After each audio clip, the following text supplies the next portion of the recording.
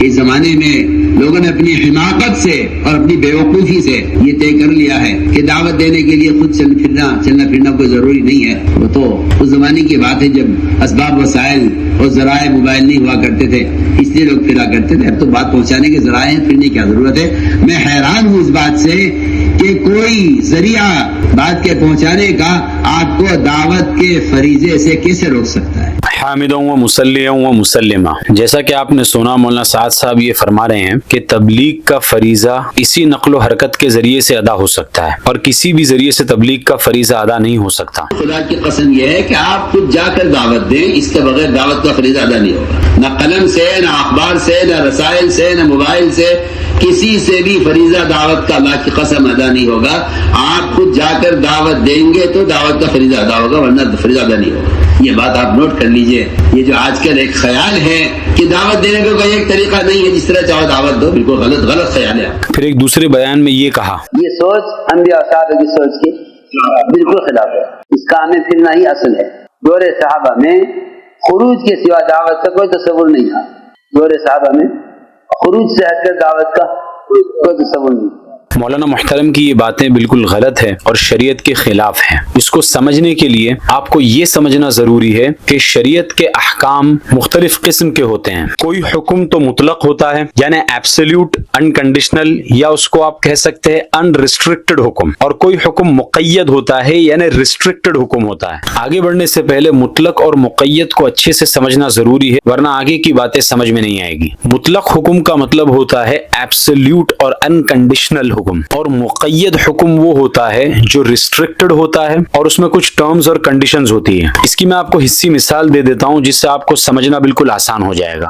Government کی مثال لے لیجئے. گورنمنٹ کے آرڈرز بھی دو طرح کے ہوتے ہیں. ایک مطلق یعنی ایبسلیوٹ آرڈر ہوتا ہے جس میں کوئی کنڈیشن نہیں ہوتی، اور دوسرا ریسٹرکٹڈ یعنی مقید آرڈر ہوتا ہے. مثال کے طور پہ اگر آپ کو ہوائی جہاز کے ذریعے سفر کرنا ہے تو گورنمنٹ کا آرڈر یہ ہے کہ آپ کو اپنے آپ کو آئیڈینٹیفائی کرنا پڑے گا اور اپنی شناخت بتانی پڑے گی. یہ گورنمنٹ کا ایک حکم ہے. اسی طرح اگر آپ کو ٹرین سے سفر کرنا ہے تو ٹرین سے سفر کرنے کے دوران بھی آپ کو اپنے آپ کو آئیڈینٹیفائی کرنا پڑے گا، اور جو ٹکٹ چیک کرنے کے لیے آئے گا اسے آپ کو اپنی شناخت اور آئیڈینٹی بتانی پڑے گی. لیکن گورنمنٹ کے یہ دونوں آرڈر الگ الگ ہیں. ایک تو یہ ہے کہ ایئرپورٹ سے کسی دوسری کنٹری کے سفر کے دوران گورنمنٹ کا آرڈر ہے کہ اپنی شناخت کرواؤ، اپنے آپ کو آئیڈینٹیفائی کرواؤ. اسی طرح ٹرین سے سفر کرنے کے دوران بھی گورنمنٹ کا حکم ہے کہ اپنی شناخت بتاؤ اور اپنے آپ کو آئیڈینٹیفائی کرواؤ. لیکن دونوں حکموں میں فرق ہے. جب آپ ایئرپورٹ سے کسی دوسری کنٹری کا سفر کرنے کے لیے جائیں گے تو اب جو گورنمنٹ کا یہ آرڈر ہے کہ اپنے آپ کی شناخت کرواؤ اور اپنے آپ کو آئیڈینٹیفائی کرواؤ، یہ آرڈر گورنمنٹ کا ریسٹرکٹڈ ہے. اور وہ ریسٹرکشن کیا ہے کہ آپ کو اپنی آئیڈینٹی پاسپورٹ کے تھرو ہی کروانا پڑے گی. آپ آدھار کارڈ،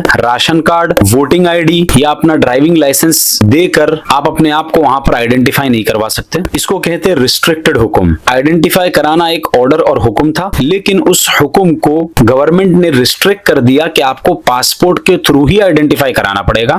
اس کے بالکل برخلاف جب آپ ٹرین میں سفر کرتے ہیں تو ٹرین میں گورنمنٹ کی طرف سے یہ حکم تو ضرور ہے کہ آپ کو اپنے آپ کو آئیڈینٹیفائی اور اپنی شناخت کرانا ہے، لیکن یہ ایبسلیوٹ اور انکنڈیشنل ہے، یعنی حکم مطلق ہے. آپ چاہیں تو ڈرائیونگ لائسنس دکھا دیجئے، آپ چاہیں تو ووٹر آئی ڈی دکھا دیجئے، آپ چاہیں تو آدھار کارڈ دکھا دیجئے، اور چاہیں تو پاسپورٹ بھی دکھا دیجئے. لیکن اگر کوئی ٹی ٹی آپ سے یہ زبردستی کرے کہ اگر آپ نے مجھے پاسپورٹ سے اپنے آپ کو آئیڈینٹیفائی نہیں کروایا تو میں آپ کو اگلے اسٹیشن پر اتار دوں گا، تو یہ اس ٹی ٹی کی طرف سے ظلم ہوگا اور آپ اس کے خلاف کمپلین کر سکتے ہیں. کیونکہ گورنمنٹ کا آرڈر یہاں پر ایبسلیوٹ اور انکنڈیشنل تھا، اس میں کوئی ریسٹرکشن نہیں تھا، بلکہ یہ حکم گورنمنٹ کا مطلق تھا. آپ جس طرح چاہے اپنے آپ کو آئیڈینٹیفائی کروا دیتے. لیکن ایئرپورٹ کے پاسپورٹ کنٹرول روم میں جو سیکیورٹی ہے وہ آپ کو اس پر مجبور کر سکتی ہے کہ آپ کو اپنی آئیڈینٹی پاسپورٹ کے تھرو ہی ویریفائی کرانا پڑے گا، کیونکہ یہاں پر گورنمنٹ کا حکم ریسٹرکٹڈ ہے اور ٹرینز کے ذریعے سے سفر کرنے کے لیے گورنمنٹ کا حکم انریسٹرکٹڈ یعنی مطلق ہے. تو اب آپ کو پتا چل گیا کہ ایک ہوتا ہے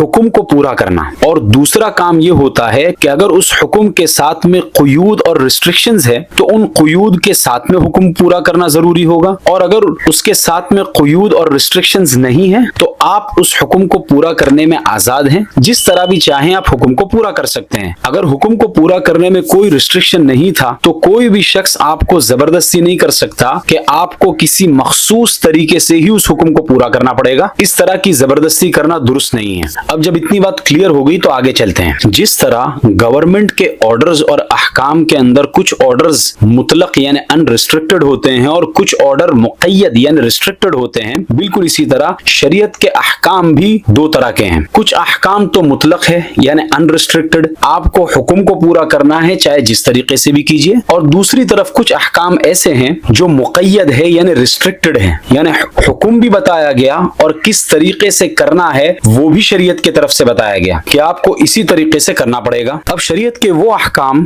جو مقید ہیں یعنی ریسٹرکٹڈ ہے، ان کو ان کی ریسٹرکشنز کے ساتھ میں پورا کرنا ضروری ہے اور ان کی قیود کے ساتھ میں پورا کرنا ضروری ہے، اور جن احکامات کو شریعت نے ان ریسٹرکٹڈ اور مطلق رکھا ان احکامات میں شریعت کی طرف سے اجازت ہے کہ وہ جس طرح چاہیں بس حکم پورا کریں۔ کسی انسان کے لیے اس بات کی گنجائش نہیں ہے کہ شریعت نے جس حکم کو مطلق اور ان ریسٹرکٹڈ رکھا اس کے اندر اپنی طرف سے کوئی قید بڑھا دے یا اس حکم کو اپنی عقل سے ریسٹرکٹ کر دے۔ اب شریعت کے اندر بھی ان دونوں کی مثال لے لیجیے۔ شریعت کا ایک حکم ہے نماز کو قائم کرنا۔ اللہ تعالیٰ قرآن کے اندر جا بجا فرما رہے ہیں وَأَقِيمُوا الصَّلَاةَ کہ نماز کو قائم کرو، یہ شریعت کا ایک حکم ہے، لیکن یہ حکم ریسٹرکٹڈ ہے کیونکہ آپ صلی اللہ علیہ وسلم نے حدیث میں ارشاد فرما دیا صلوا کما رأیتمونی اصلی، نماز اس طرح پڑھو جس طرح مجھے پڑھتے ہوئے دیکھو، یعنی نماز کو قائم کرنے کا حکم بھی دیا شریعت نے اور نماز کو کس طرح پڑھا جائے گا یہ حکم بھی ہمیں شریعت نے دے دیا۔ اب کوئی آدمی اگر اٹھ کر یہ کہے کہ اصل تو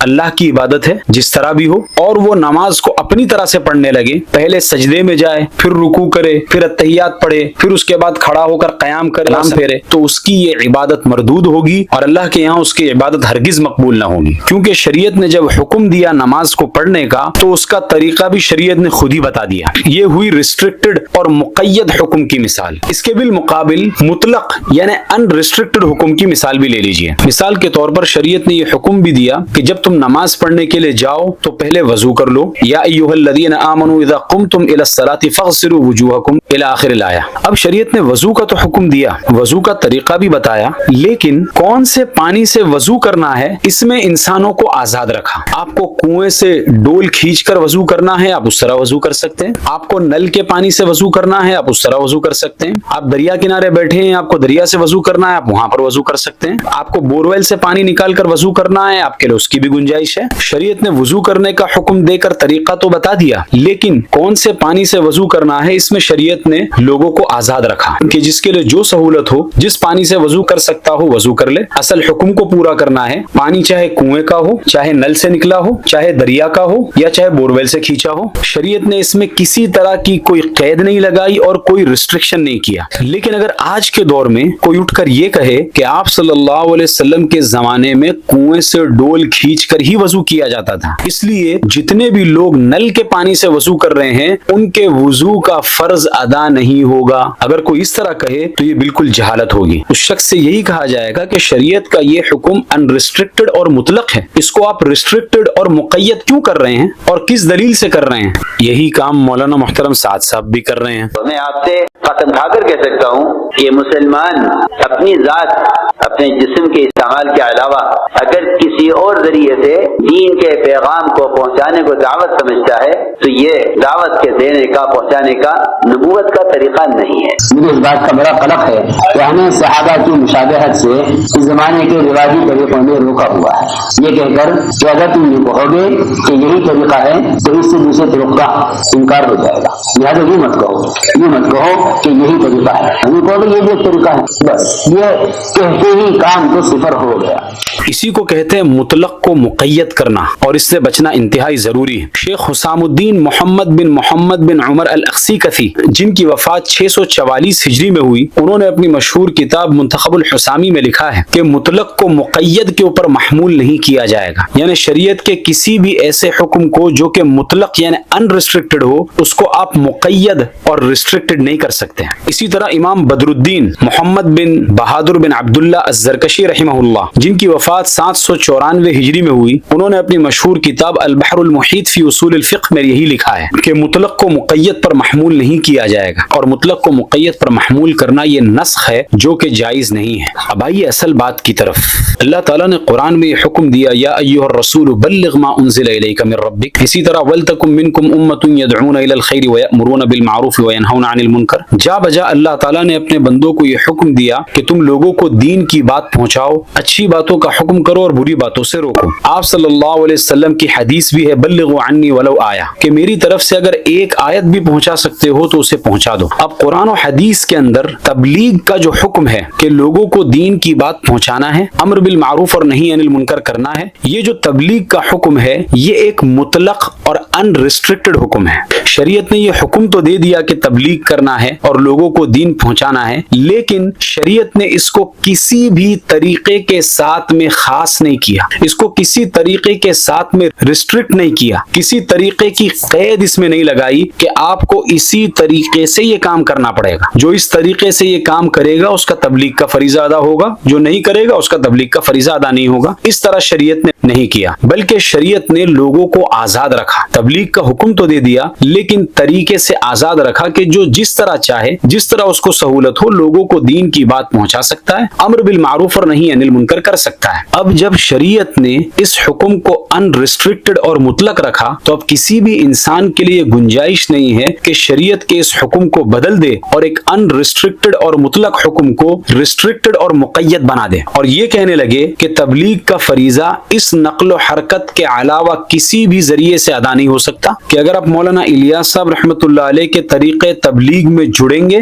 तो ही तबलीग का फरीजा आपके जिम्मे से अदा होगा। और अगर आप मदारिस के अंदर पढ़ा रहे हैं, किताबों के जरिए से लोगों को दीन की बात पहुंचा रहे हैं, कलम से, रसाइल से, डिजिटल मीडिया से अगर आप लोगों को दीन की बात पहुंचा रहे हैं तो आपका तबलीग का फरीजा अदा नहीं होगा। इस तरह की बातें करना बिल्कुल गलत है। मौलाना मुहतरम साद साहब ने खारगर के इज्तिमा के अंदर यही किया। शरीयत का जो हुक्म अनरिस्ट्रिक्टेड और मुतलक था उसको मौलाना ने अपने बयान के अंदर रिस्ट्रिक्ट किया और मुक़य्यद कर दिया कि आपको तबलीग इसी तरीके से करना पड़ेगा। इसी को बिदअत कहते हैं। शरीयत ने जो तबलीग का हुक्म दिया ये मुतलक था, जो जिस तरह चाहे लोगों को दीन की बात पहुंचा दे। मदारिस वाले अपने तरीके से दीन की बात पहुंचा रहे हैं, खानका वाले अपने तरीके से दीन की बात पहुंचा रहे हैं, मुसन्निफीन और मुअल्लिफीन किताबें लिख लिख कर लोगों को दीन की बात पहुंचा रहे हैं। इसके अलावा कुछ लोग अपने अपने तरीकों से और कुछ लोग डिजिटल मीडिया के जरिए से लोगों को दीन की बात पहुंचा रहे हैं। हर शख्स को तबलीग का ये हुक्म तो पूरा करना है, लेकिन किसी मखसूस तरीके को फर्ज करार दे देना और उसके अलावा दूसरे सारे तरीकों का इनकार कर देना कि इन सारे तरीकों से तबलीग का फरीजा अदा ही नहीं होगा, ये मुतलक को मुक़य्यद करना है, अनरिस्ट्रिक्टेड को रिस्ट्रिक्टेड करना है और इसी को बिदअत कहा जाता है। और अगर अपने तरीके को जरूरी और फर्ज तो नहीं समझा, लेकिन अपने मखसूस तरीके के बारे में लोगों में चल फिर कर ये कहने लगे कि यही तरीका मसनून है और इसके अलावा सारे तरीके सुन्नत के खिलाफ है। जैसे कोई ये कहने लगे कि कुएं से डोल खींच कर वजू करना ही सुन्नत है, नल से वजू करना सुन्नत के खिलाफ है, या ये कहने लगे कि कुएं से वजू करने से ज्यादा सवाब मिलेगा और नल से वजू करने में कम सवाब मिलेगा, तो ऐसे शख्स का कुएं से डोल खींच कर वजू करना बिदअत हो जाएगा। फिर अपने एक बयान में तबलीग के तरीके को नमाज के तरीके के ऊपर कयास किया। जिन इबादत में तेरे बदन का कोई मुतबादिल नहीं है, तेरे जिस्म के इस्तेमाल का नाम नमाज है, खुदा की कसम तेरी जात के इस्तेमाल का नाम दावत है, तेरी जात के इस्तेमाल का नाम दावत है। एक बयान में ये तक फरमाया कि तुम हमें नमाज का दूसरा तरीका लाकर दिखा दो जिससे नमाज कबूल होती है तो हम भी तुम्हारी बात मान लेंगे कि दावत का फरीजा भी दूसरे तरीकों से अदा हो जाएगा। इसी को कहते हैं कयास माल फारिक और फॉल्स एनालॉजी। कि बात तो चल रही है मुतलक और अनरिस्ट्रिक्टेड हुक्म के बारे में और मौलाना साद साहब उसको कयास कर रहे हैं एक मुक़य्यद और रिस्ट्रिक्टेड हुक्म के ऊपर, यानी मुतलक को मुक़य्यद के ऊपर कयास कर रहे हैं। नमाज का तरीका ये मुक़य्यद है। शरीयत ने हमें सिर्फ नमाज का हुक्म नहीं दिया बल्कि ये भी बता दिया कि नमाज किस तरीके से पढ़ना है। इसके बरखिलाफ शरीयत ने हमें यह हुक्म तो दिया कि दावत और तबलीग करना है, दीन की बात दूसरों तक पहुंचाना है, लेकिन शरीयत ने इसका हरगिज कोई तरीका मुतय्यन नहीं किया कि आपको इसी तरीके से दावत और तबलीग का काम करना पड़ेगा। शरीयत ने नमाज को मुतलक नहीं रखा कि आप जिस तरह चाहो जिस तरीके से चाहो नमाज पढ़ सकते हो, बल्कि शरीयत ने उसको मुतय्यन कर दिया कि आपको इसी तरीके से नमाज पढ़ना पड़ेगा। लेकिन तबलीग के बारे में शरीयत ने हुक्म देने के बाद उसको मुक़य्यद नहीं किया। अरे नमाज के सिलसिले में मुहद्दिसीन ने कुतुब हदीस के अंदर अबवाब बांधे हैं ہیں باب صفت الصلاۃ کے نام سے. تبلیغ کے تعلق سے کسی ایک محدث کے بارے میں آپ بتا دیجئے کہ اس نے باب باندھا ہو کہ تبلیغ اس طریقے سے کرنا ہے، یا باب صفت التبلیغ کا باب باندھا ہو، یا کوئی ایک حدیث ہی آپ بتا دیجئے. صحیح نہیں بتا سکتے، حسن نہیں بتا سکتے، ضعیف بتا دیجئے، من گھڑت حدیث بتا دیجئے، جس سے یہ پتا چل جائے کہ تبلیغ کرنے کا بھی کوئی مخصوص طریقہ ہے. اور جس بھی مباح طریقے کو آپ ضروری قرار دے دو گے تو شریعت کی نگاہ میں وہی طریقہ بدعت بننے کی وجہ سے ناجائز اور مکروہ ہو جائے گا. اسی لیے ہماری تبلیغی احباب اور تبلیغی اکابرین سے گزارش ہے کہ شریعت نے جس حکم کو مطلق رکھا اس کو آپ بلا وجہ مقید نہ کریں. تبلیغ کا حکم تو شریعت نے دیا ہے، لیکن شریعت نے اس کا یہ طریقہ متعین نہیں کیا جو مولانا الیاس صاحب نے جاری کیا ہے، بلکہ شریعت نے سارے انسانوں کو آزاد رکھا کہ جو جس طرح چاہے مناسب سمجھے اور جس طریقے کو درست سمجھے وہ اس کے حساب سے لوگوں کو دین کی بات پہنچا دے. اللہ تعالیٰ ہمیں دین کی صحیح سمجھ عطا فرمائے. ذالک ذکریٰ للذاکرین، یہ نصیحت ہے نصیحت ماننے والوں کے لیے. ھذا وصلی اللہ علیہ وسلم.